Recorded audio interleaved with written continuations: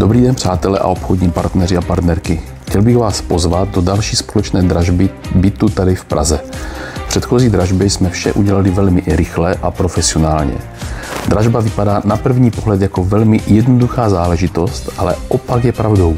Různá nepříjemná jednání s exekutorem nebo dlužníky jsou na denním pořádku.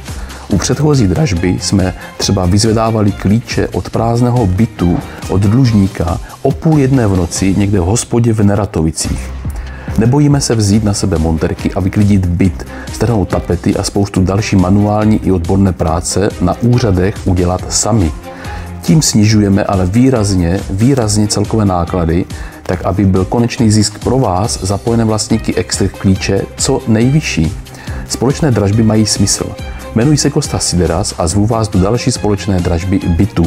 Zapojte se a zisk vás nemine, tak jako v této předchozí dražbě.